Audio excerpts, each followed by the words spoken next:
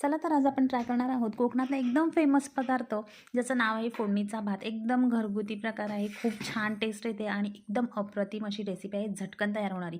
सगळ्यात पहिले पातेल्यामध्ये तेल गरम केलेलं आहे, त्याच्यामध्ये मोहरी तडतडून घेतलेली आहे आणि त्याच्यातच बारीक चिरलेला लसूण टाकलेला आहे. थोडासा लालसर झाल्यानंतर त्याच्यामध्ये कढीपत्ता आणि कांदा टाकून छान परतवून घेतलेला आहे. त्याच्यानंतर त्याच्यामध्ये हळद आणि मालवणी लाल मसाला, तिखट मसाला जो आहे गरम तो टाकलेला आहे, तो छान परतवून घेतलेला आहे आणि त्याच्यामध्येच नंतर मग मीठ टाकलेलं आहे भाताच्या अंदाजाने. मीठ कांद्यामध्ये टाकल्यामुळे काय होतं, की भात जेव्हा आपण परततो की नाही, तर त्याला एकसारखं सगळीकडे मीठ लागलं जातं. कुठे लागलं, कुठे नाही असं होत नाही आणि छान मग एकसारखं दिसतं ते.